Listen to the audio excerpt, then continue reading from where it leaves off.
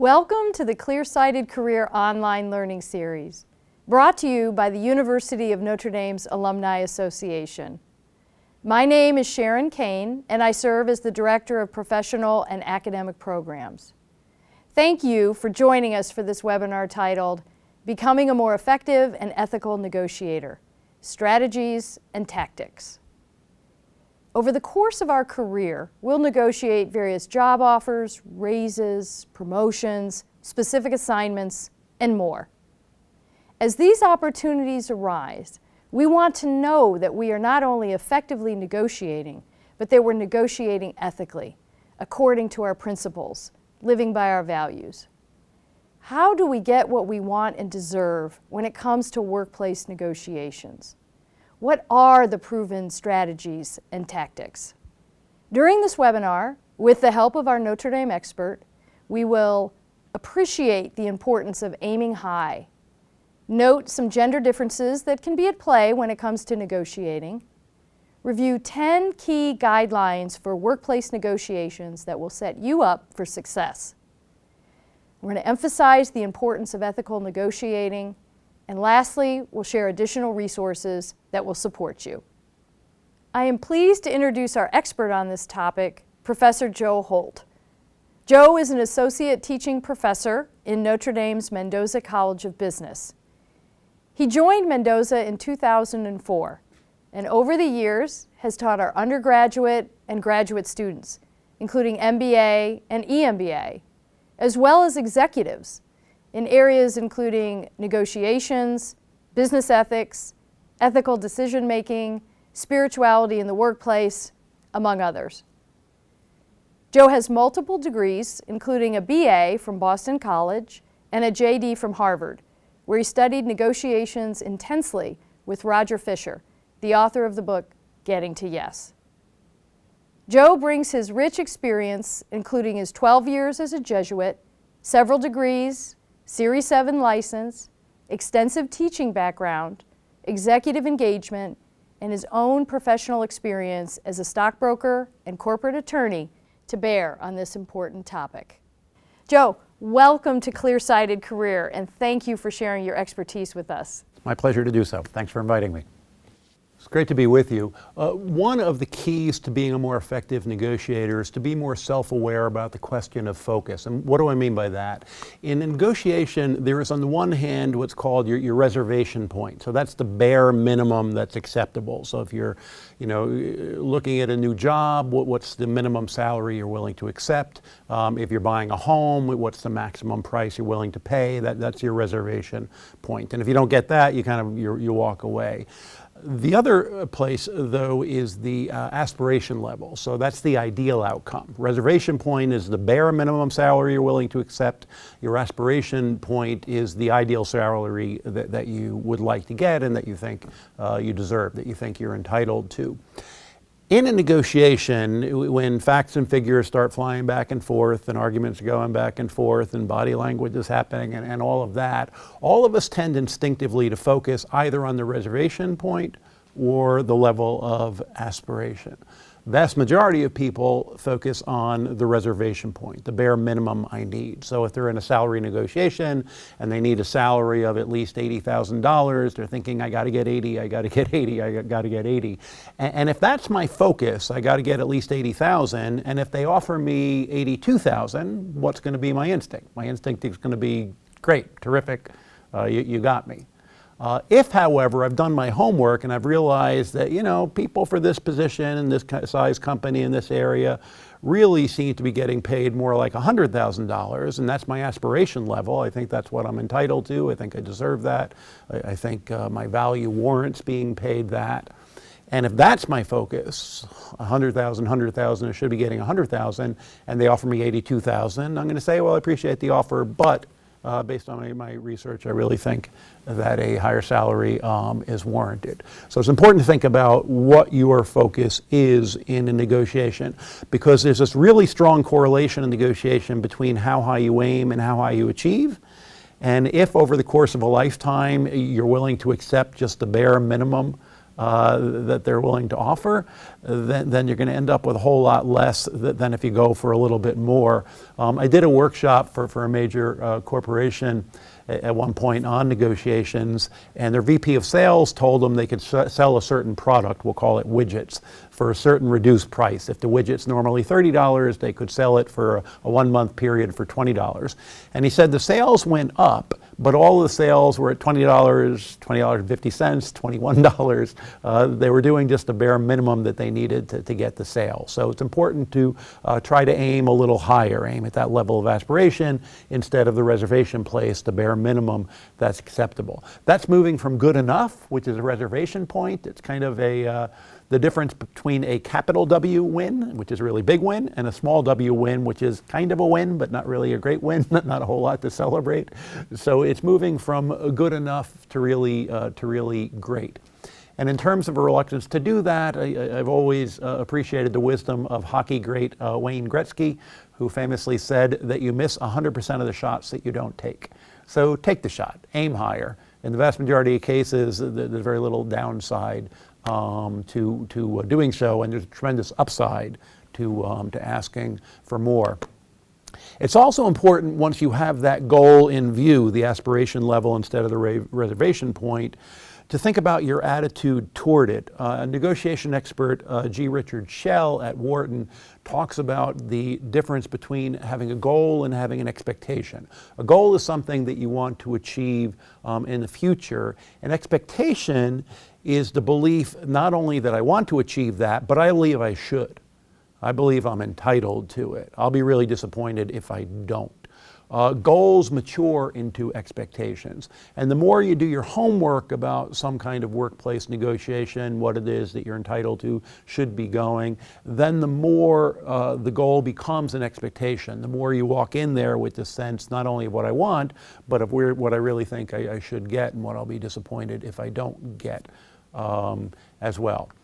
In terms of where to aim, it's good to think about the range of fair and reasonable, from the reservation point to the aspiration level and so forth, and to aim at the upper end of that range of fair and reasonable. It is almost never a good idea to aim beyond the range of fair and reasonable.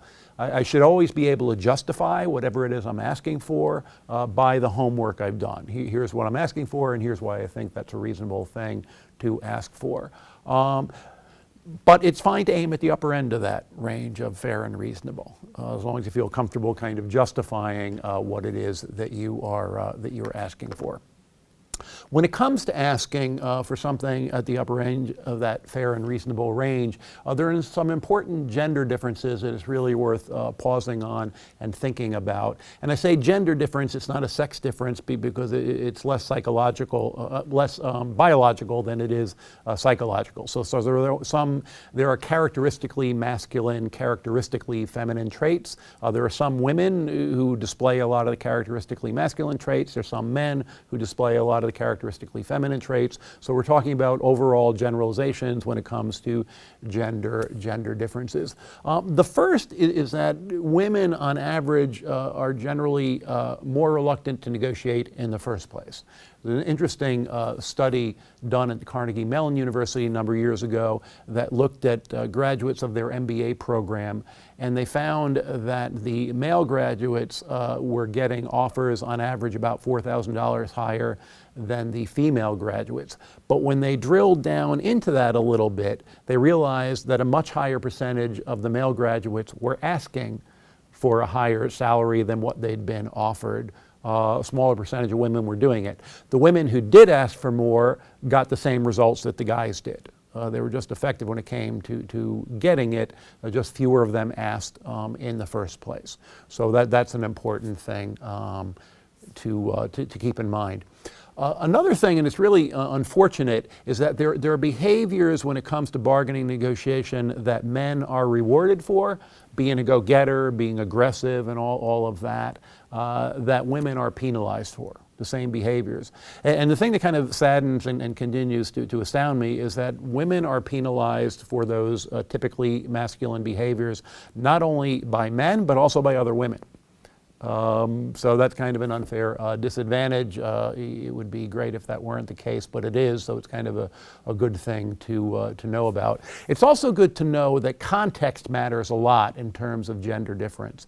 For instance, there are high ambiguity situations where it's not really clear what's the basis on which it's decided who gets the choice assignment, who gets the bigger bonus, who gets the corner office, and so forth. And then there are low ambiguity situations where the criteria are really clear on the basis of which those kinds of things are decided. Women tend to be more at a disadvantage in high ambiguity situations where it's not really clear what the basis is of what's being decided around here.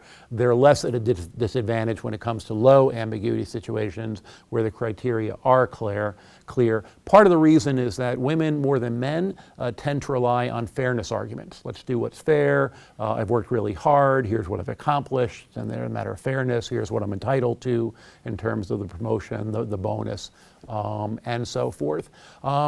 So one of these tactical recommendations is to try to make high ambiguity situations into low ambiguity situations by doing your research, by doing your homework. And there are a lot of websites out there, Glassdoor and so forth now, that provide a lot of helpful information when it comes to workplace negotiations. And that is something that's helpful, especially for women. It's also incredibly important for women to realize there's some really key advantages that women have in negotiation. I mean, negotiation involves getting what you want when it comes to the issues, but also improving or at least not harming your relationship with the other person. Women tend to be better than guys as a general rule when it comes to the relationship part of it, tend to be, this is going to be a shock, tend to be much better listeners. And that's empowering because information in negotiation is power, and the way you get it is by asking questions and listening. And women as a general rule tend to be quite a bit better at that than men do. And there are interesting studies that show that if women before the negotiation are reminded of the advantages they have as women negotiating, then they tend to do better. If they're reminded of the disadvantages they have, then they tend to do more poorly. So it's good going into a negotiation to remember why you have advantages when it comes to this, what your strengths are, and to feel good about those. I'd like to offer some general guidelines for workplace negotiations. Some of these come from an article by Deepak Malhotra, who's a negotiation expert at Harvard Business School, wrote a wonderful article on 15 rules for negotiating job offers at Harvard Business Review, and some of these come from other places. Some of these are just my own. First guideline is to strive to get what you want while remaining likable.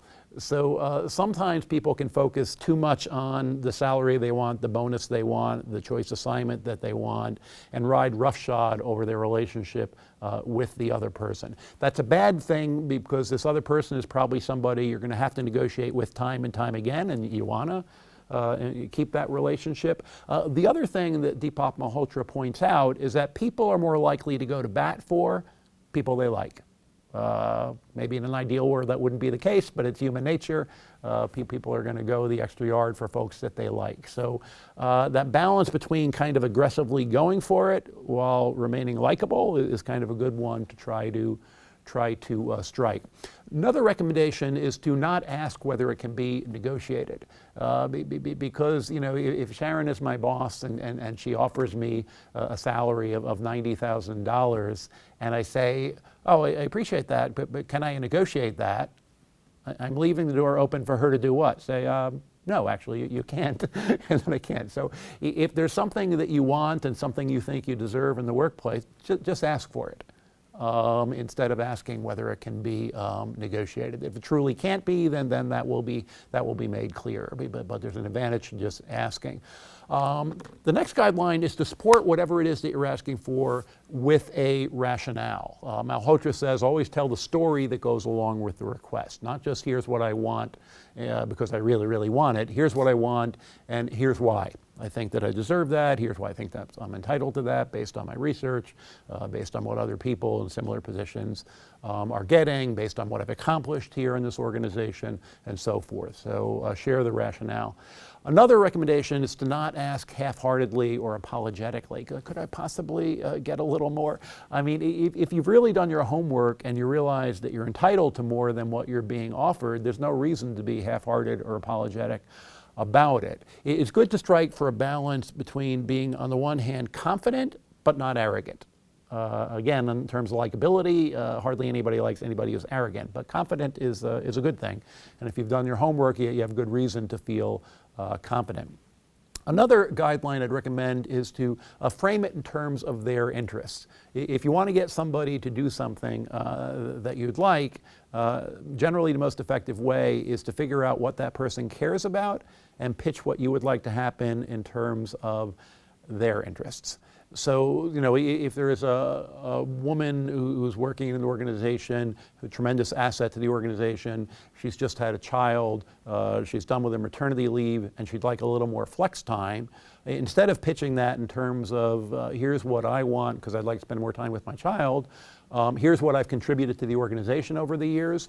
I'd like to be able to continue to do that for years to come. That's going to be easier to do if I have this flexibility, greater flexibility built in. That's pitching it in terms of what matters to them as well, makes it more likely that it will be accepted because they don't want to lose talent that way. Another recommendation is to understand the other person's constraints. It might be that they like you, it might be that they agree with you that you're entitled to that, but it truly just isn't in the budget. They really can't do it. So try to empathize with that, get informed about that as well. It's also helpful to think in terms of the whole package.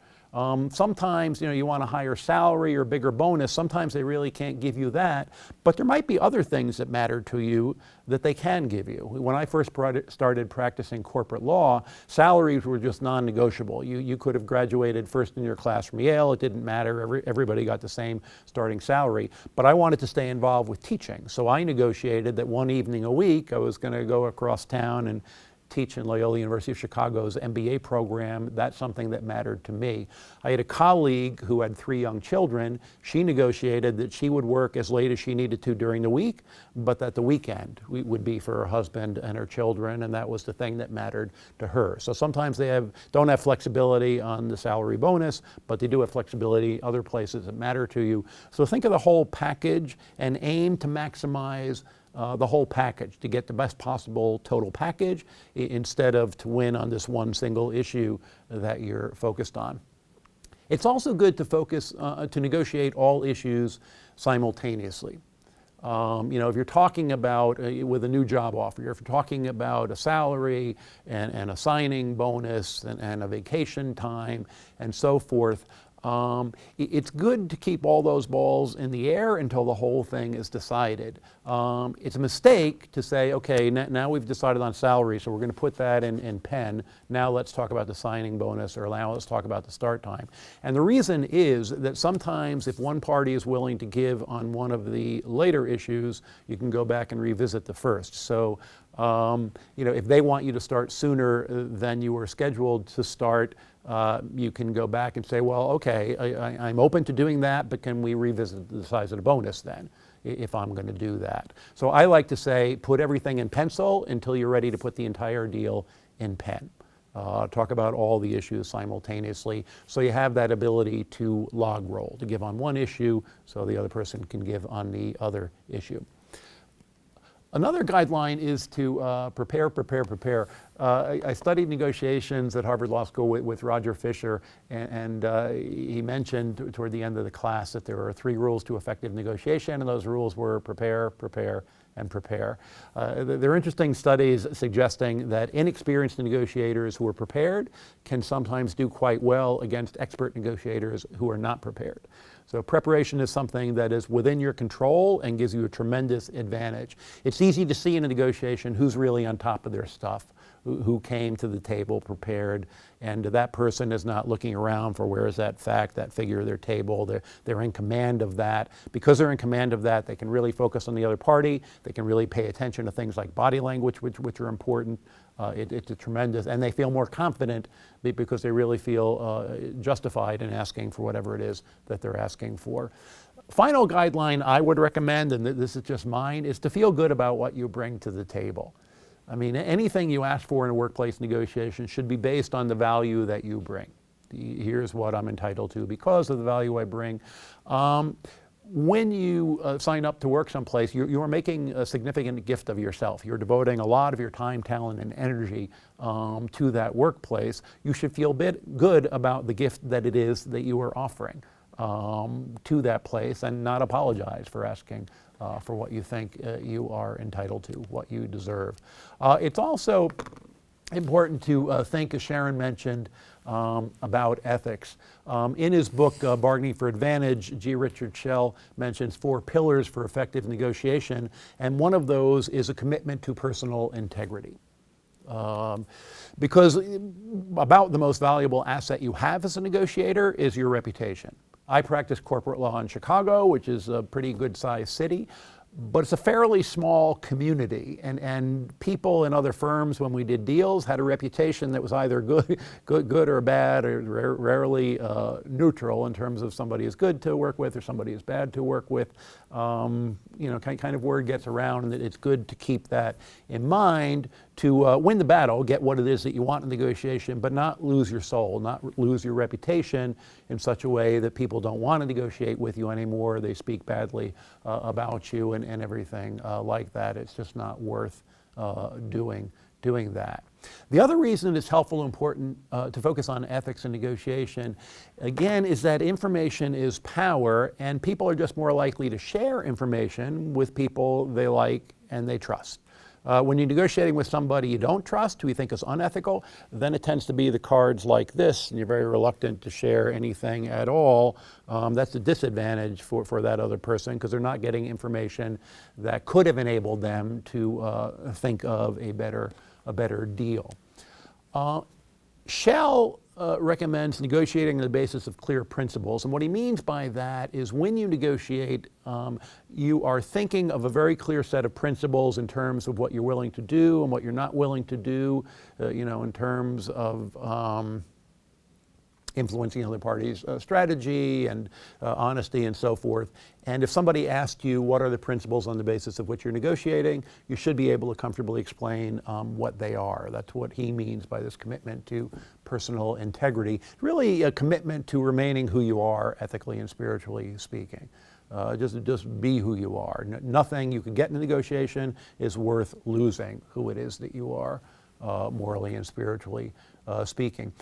And then a last recommendation I would make is to negotiate in a way that you are comfortable with a video replay of the negotiation. In the negotiation class I teach in the MBA program at Notre Dame, I have the students videotape themselves doing one negotiation, and then the pairs, negotiating pairs, sign up with me, and we break down the video tape together.